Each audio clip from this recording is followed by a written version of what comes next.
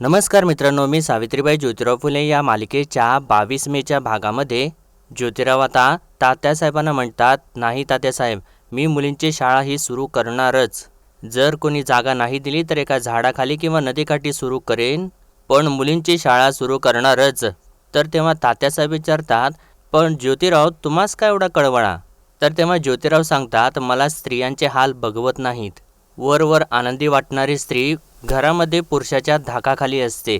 ती त्याच्या माराला फुलझरा समजते, शिव्यांना ओव्या समजते. मला सांगा, ईश्वराच्या घरातून जर दोन्ही जीव एकाच नात्याने जन्माला आले, तर मग एकाच मोकळीक आणि एकाच गुलामी का? आता जन्मापासून स्त्रीच्या डोक्यावरती केस असतात, ते तिच्या शरीराचं रक्षण करतात. पण नवरा गेल्यानंतर मात्र तिचे केस भादरले जातात. कशासाठी? तर तेव्हा तात्यासाहेब सांगतात, कारण ती रूढी आहे म्हणून. तेव्हा ज्योतिराव सांगतात, पण याच रूढी तर त्या स्त्रीला मरण यातना देतात. म्हणजे तात्यासाहेब, जर स्त्री आणि पुरुष ही संसाराची जर दोन चाकं असतील, मग एक चाक चांगलं आणि दुसरं चाक मात्र तुटलेलं, असं कसं चालेल? त्याने घर चालेल? नाही चालणार. आणि घर चाललं नाही तर समाज चालणार नाही.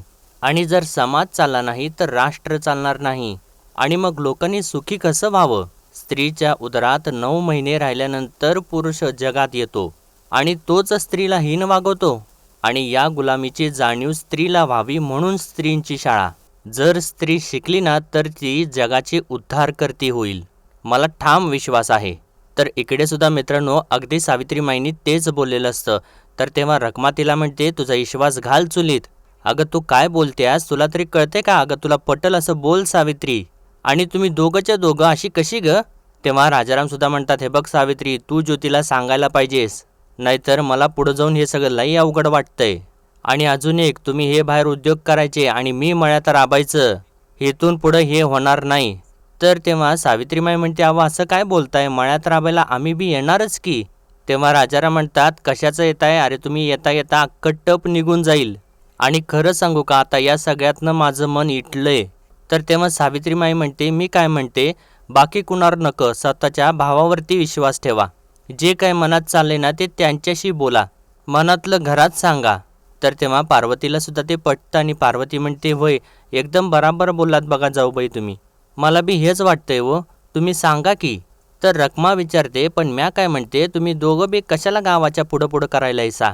तर तेव्हा सावित्रीमाई म्हणते, थोरल्या सासूबाई, हे पुढं पुढं करणं नवं, ही स्त्री सुखासाठीची तळमळ आहे.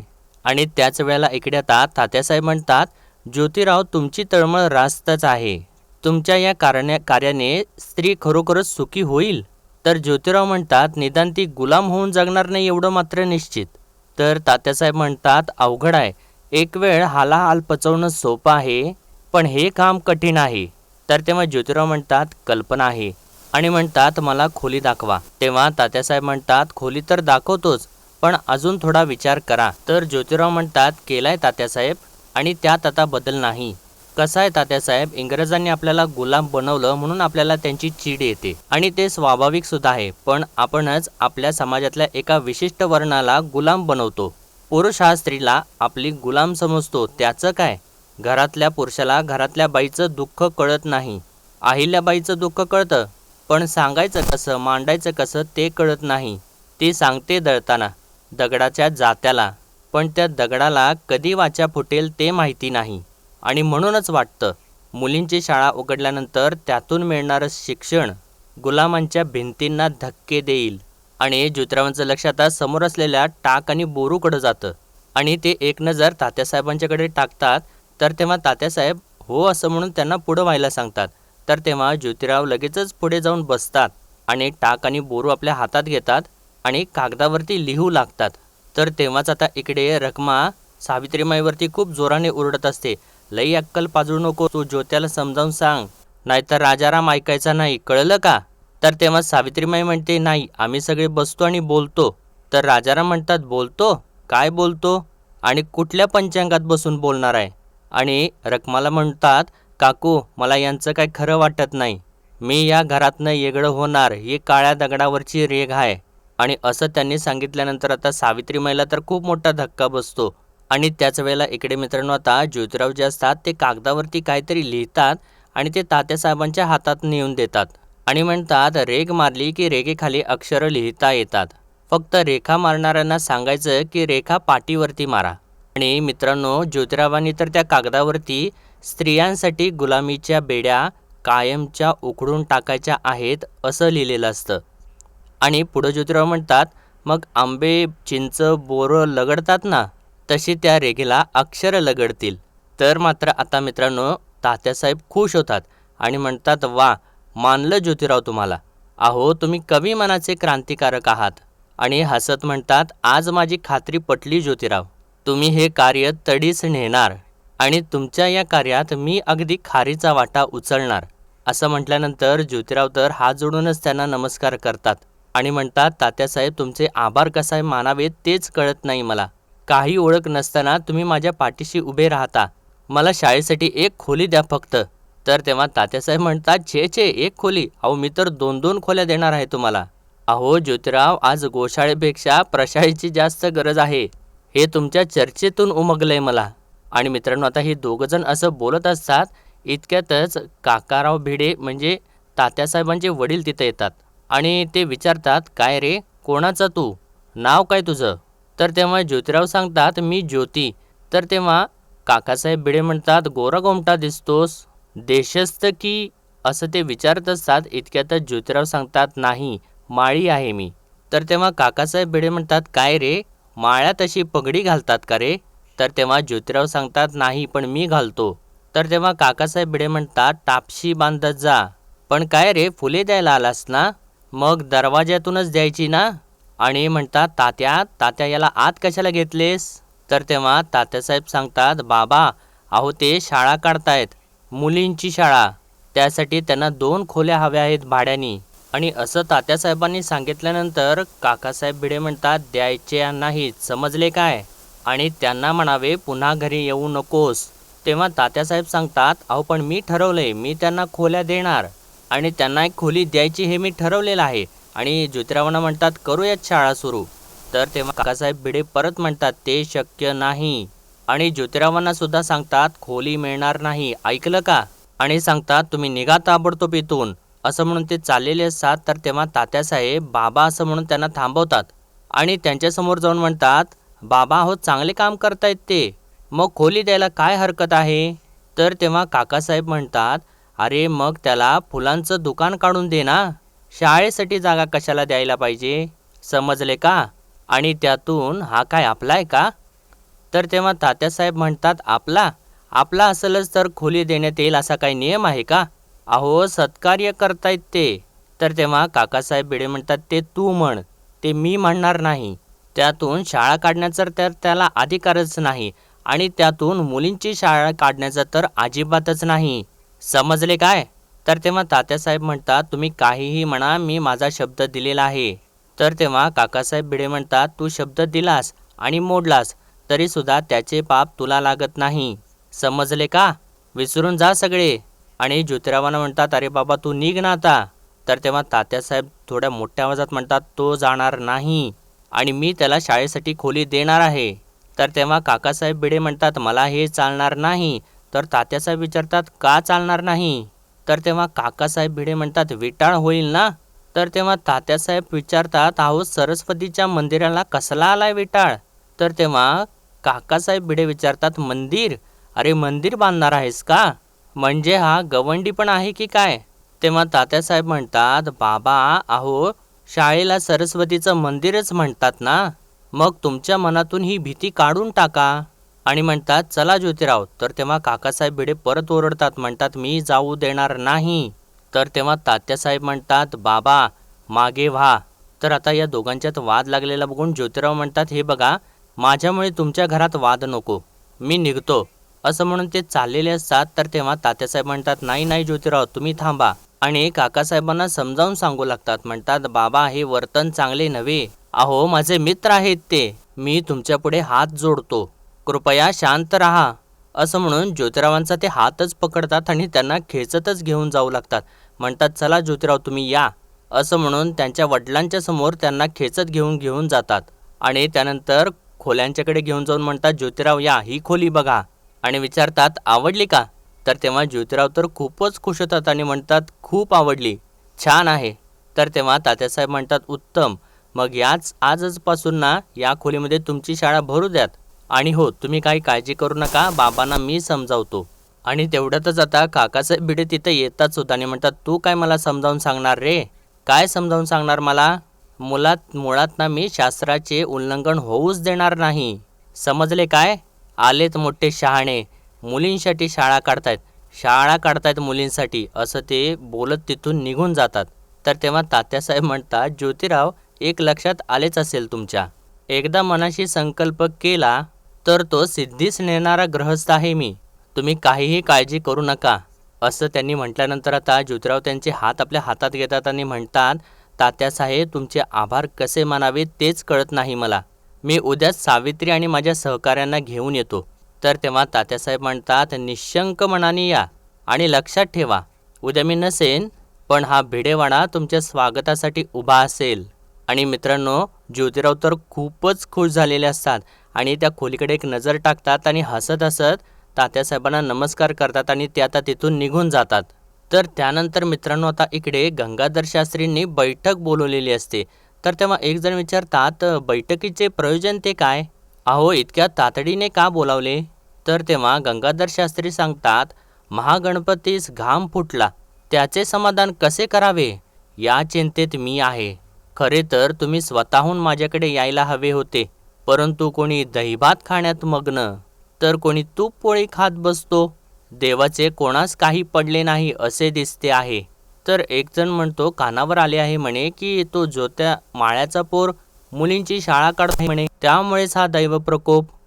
तर दुसरा म्हणतो अहो, तो जागा शोधतोय शाळेसाठी. तर तेव्हा गंगाधर शास्त्री म्हणतात बरोबर ऐकले. आता मला सांगा, श्रीमंतांच्या पुण्यात हे चालू द्यायचे का? विचार करा, एकदा मुलगी शिकायला लागली की मग अनाचारास सुरुवात झाली, असे शास्त्र वचन आहे. तर तेव्हा विनायक म्हणतो अहो, बाई म्हणजे पायातली वाहन, तिला पायात ठेवायचं का डोक्यावर? तर तेव्हा अर्जुनराव म्हणतात अहो, मग डोक्यावर ठेवून कसं चालेल? तर गंगाधर शास्त्री म्हणतात एक गोष्ट सांगतो, लक्षात घ्या, त्या कंपनी सरकारला आपले रीतिरिवाज संस्कृती नष्ट करायचे आहेत, म्हणून त्यांनी ज्योतीला हाताशी धरले आहे. मी कांगावा केला म्हणून त्याला त्या धर्मात जाता आले नाही, असं ते सर्व काही खोटंच सांगत असतात मित्रांनो. आणि म्हणतात म्हणून तो आता हा डाव खेळतो आहे. तर विनायक म्हणतो बाईला मकरातून बाहेर काढायची, तिला शिकवायचं आणि समाजाचं वाटोळं काढायचं, हे त्याचं सूत्र. तर गंगाधर शास्त्री म्हणतात एक तर शाळेमुळे पापकर्म वाढेल, अगोदर ही कपटी स्त्री, आता तिचे कपट वाढेल, तिला आपल्या नवऱ्याबद्दलची आस्था राहणार नाही, सासरच्या लोकांची ती वंचना करेल, देवाबद्दल शंका उत्पन्न होतील, म्हणून जागरूक राहा. तर तेव्हा एक जण विचारतो जागरूक राहा म्हणजे? तर गंगाधर शास्त्री म्हणतात त्या ज्योत्याच्या काटक कारस्थानाबद्दल आपसात चर्चा करा, आपल्या लोकांना सावध करा, त्याला शाळेसाठी जागा मिळवून देऊ नका. तर तेव्हा एक जण म्हणतो आले, पूर्ण लक्षात आले. आता तुम्ही बघा, उद्या सकाळी नारायण पेठेमध्ये घरोघरी जातो आणि सगळ्यांना सांगतो. तर तेव्हा गंगाधर शास्त्री म्हणतात शाबास. आणि इतक्यातच तिथं हेरंब येतो आणि हेरंब आल्यानंतर सगळेजणच उठून उभे राहतात. तर गंगाधर शास्त्री म्हणतात काय झाले रे, मागावर आहेस ना? तर तेव्हा हेरंब सांगतो मागावर होतोच त्या ज्योत्याच्या, तो तात्या भिडेंच्या वाड्यात गेला होता आणि बाहेर पडताना त्याच्या चेहऱ्यावरती आनंद होता, असं तो थोडं नाराज होऊनच सांगत असतो. आणि तेव्हा सर्वजण एकमेकांच्याकडे बघू लागतात. तर तेव्हा गंगाधर शास्त्री म्हणतात याचा अर्थ, आणि त्यांच्या लक्षात आलेलं असतं मित्रांनो की ज्योतिरावांना आता ती जागा मिळालेली आहे. तर इकडे मात्र आता ज्योतिराव एकदम आनंदात धावत घराकडे येतात आणि सावित्री, अगं हे सावित्री असं म्हणून घरामध्ये येतात. तर तेव्हा सावित्रीमाईसुद्धा धावत बाहेर येते आणि ज्योतिराव सांगतात सावित्री वहिनी, अगं खूप आनंदाची बातमी आहे. तर तेव्हा राजारामसुद्धा तिथे येतात आणि त्यांच्या चेहऱ्यावर मात्र राग असतो आणि ते एकदमच आता पार्वतीला म्हणतात तू काय इथं गप्पा मारत उभी राहिलीस, चल जा आतमध्ये, गणपती झोपलाय का नाही बघ. तर तेव्हा ज्योतिराव म्हणतात अण्णा रे, असं का चिडतोयस तू वहिनीवर? तर तेव्हा राजाराम परत म्हणतात तू गेली नाहीस अजून, जा आज जा, मी भजनाला निघालोय. असं म्हटल्यानंतर पार्वती तर ऐकते त्यांचं आणि आतमध्येच निघून जाते. तर राजारामसुद्धा आता ज्योतिरावांच्या सोबत काही न बोलता तिथून निघूनच जातात. तर तेव्हा आता ज्योतिरावांना शंका येते आणि ते विचारतात सावित्री काय झालं ग. आणि त्यानंतर आता आतमध्ये खोलीमध्ये गेल्यानंतर सावित्रीमाई जे काही घडलेलं असतं ते सगळं काही आता ज्योतिरावांना सांगते. तर तेव्हा ज्योतिराव म्हणतात वेगळी चूल. तर सावित्रीमाई म्हणते काय करायचं, मी खूप समजावून सांगितलं पण ऐकायला तयारच नाहीत. तर तेव्हा ज्योतिराव म्हणतात सावित्री खरं तर किती आनंदाने आलो तुम्ही घरी, शाळेसाठी जागा मिळाली हे सांगायला. तर सावित्रीमाई म्हणते हाय खाल्ली आहे त्यांनी, गांगरलेत बिचारे. तर तेव्हा ज्योतिराव म्हणतात सावित्री समाज जोडायला जाताना घर कसं तुटतं हे आपल्याला बघायला लागू नये याचीच भीती वाटती. तर सावित्रीमाई म्हणते मला गणाशिवाय नाही करमायचं, ताईसाहेबांनी नावापुरता जन्म दिलाय त्याला, म्या नाव माकू घातलं त्याला, माझ्या पदराला धरून मोठं झाले ते लेकरू, भाकरी भाजत असताना पाठीवरती यायचं मी त्याला ओट्यात घ्यायचे, तासन तास माझ्याशिवाय कधी राहायला नाही होतो, असं ती रडत रडतच बोलत असते. आता ही माया कुठं दडवायची असं म्हणून ती खूप रडत असते. तर तेव्हा ज्योतिराव म्हणतात सावित्री शाळाकडून समाजाला शिकवायला निघालोय आपण, मग घरात कोणाकोणाला शिकवायचं. सावित्री सहन कर, करावं लागल. अहिलेला माणसात आणायला निघालोय आपण, किंमत तर चुकवावीच लागणार. तर सावित्रीमाई म्हणते आपली माणसं आहेत हो, ही आपली माणसं आहेत, तुटून नाही चालायची. तर तेव्हा ज्योतिराव म्हणतात ते आता आपल्या हातात नाही सावित्री, पण आता माघार घ्यायची नाही. आणि म्हणतात वेगळी चूल तर वेगळी चूल. तर सावित्रीमाई म्हणते वेगळ्या चुलीवरती भाकरी भाजली जातात पण नाती करपतात ती करपतातच, असं म्हणून ती परत रडू लागते. आणि तेव्हा ज्योतिरावांना सुद्धा भरून आलेलं असतं मित्रांनो. आणि आता ही रात्र अशीच निघून जाते. आणि दुसऱ्या दिवशी सकाळी आता सावित्रीमाई स्वयंपाक करत असते आणि तेव्हा पार्वती तिथं येते आणि विचारते आज गोडाचा शिरा केला. तर तेव्हा सावित्रीमाई सांगते शाळेसाठी जागा मिळाली नवं, किती दिवसांची पायपीट थांबली. आणि विचारते गणा कुठं आहे. तर तेव्हा पार्वती म्हणते त्यो बघा स्वारी हार करत बसली आहे. तर तेव्हा सावित्रीमाई सुद्धा समोर बघते आणि म्हणते अको बाई, आणि म्हणते गणा, अरे गणा ये इकडं. तर तेव्हा गणा म्हणतो तूच ये इकडं. तर तेव्हा सावित्रीमाई म्हणते मीच येऊ वय, आले आले. आणि विचारते गोडाचा शिरा कोणाच्या आवडीचा. तर तेव्हा गणा म्हणतो माझ्या. तर सावित्रीमाई विचारते आणि माझ्या हातचा घास कोणाला. तर गणा म्हणतो मला. आणि तेव्हा सावित्रीमाई लगेचच गोडाचा शिरा घेते आणि गणाजवळ जाते. आणि ती जाता जाता मध्येच थांबते आणि तिला आता तो क्षण आठवतो ज्यावेळेस रखमाशी गणाला पकडून खेचत घेऊन चाललेली असते आणि तिने गणाला आपल्या घरामध्ये कोंडून घातलेलं असतं आणि सावित्रीमाईच्या तोंडावरती दरवाजा बंद केलेला असतो. तर पार्वतीच्या सुद्धा ते लक्षात येतं आणि ती पुढं जाते आणि सावित्रीमाईला म्हणते जाऊबाई कोणी बी नाही, भरवा तुम्ही. तर तेव्हा सावित्रीमाई हो असं म्हणते आणि तिचे डोळे भरून आलेले असतात आणि ती आता गणाकडे जाते आणि म्हणते माझा गणा, माझं लेकरू ग ते, आणि असं म्हणून त्याला भरवू लागते आणि त्याच्या लाड करत असते. इतक्यातच मित्रांनो ही रखमा जी असते ती लगेच येते सुद्धा तेथे आणि ते सगळं बघितल्यानंतर म्हणते बया बया बया, आता हे काय नवीन शिरा काय, जवळ बसून भरवणं काय, लई माया उतू चालल्या वय. तर तेव्हा पार्वती सांगते आज पावतर तर त्याच करत होत्या. तर तेव्हा रखमा तिला म्हणते तू लई अडाणी आहेस बघ, अगं ही जी माया दावते की नाही ती खोटी हाय खोटी, तुम्ही वेगळी चूल मांडू नये म्हणून ही आणत्या, बाकी काय नाही. आणि मित्रांनो आजचा भाग इथेच संपतो आणि पुढील भागामध्ये आपण पाहणार आहोत. मित्रांनो आता नेमकं राजाराम तिथं येतात आणि रखमा आता नाटक करू लागते, रडत रडत म्हणते तुझी बायको बघ मला कशी उलटी बोलायला लागल्या. तर तेव्हा राजाराम आता खूप चिडतात आणि गणाचा हातच पकडत त्याला खेचतात, म्हणतात उठ उठ चल असं म्हणून त्याला खेचत घेऊन जात असतात. तर तेव्हा गणा तर सावित्रीमाईचा हात पकडतो आणि परत आता राजाराम जोराने गणाला खेचतात आणि पार्वतीला सुद्धा ढकलून देतात आणि सावित्रीमाईला म्हणतात थोडी कळ काढ, चाललोयच मी घर सोडून, असं म्हणून ते गणाला तिथून घेऊन जातात. आणि त्यानंतर मित्रांनो आता सावित्रीमाई, ज्योतिराव आणि मोरोपंत जे असतात ते खोलीकडे येतात आणि समोर बघतात तर तिथं आडगळीची खोली मिळालेली असते. तर तेव्हा मोरोपंत म्हणतात ही तर आडगळीची खोली आहे, इथे शाळा शक्यच नाही. तर तेव्हा ज्योतिराव म्हणतात उद्या परवा तात्यासाहेब आले की सांगू त्यांना. आणि मित्रांनो म्हणजे तात्यासाहेबांनी दाखवलेली एक खोली असते आणि यांना मिळतेच वेगळी खोली. तर सावित्रीमाई तर तिथून बाहेर गेलेली असते आणि ज्योतिराव म्हणतात सावित्री. तर तेव्हा इतक्यातच सावित्रीमाई साफसफाईसाठी झाडू वगैरे घेऊन येते आणि म्हणे अव आपल्यामुळं शिवरायांचा आदर्श आहे आणि हा भिडेवाडा आपलं तोरणं आहे, तोरणं स्त्री शिक्षणाचं तोरण याच वाड्याला बांधूया आणि शाळेची सुरुवात करूया असं म्हणून ती साफसफाईला सुरुवातसुद्धा करते. आणि तेव्हा मित्रांनो हे दोघंसुद्धा थकवून एकमेकांच्याकडे बघू लागतात.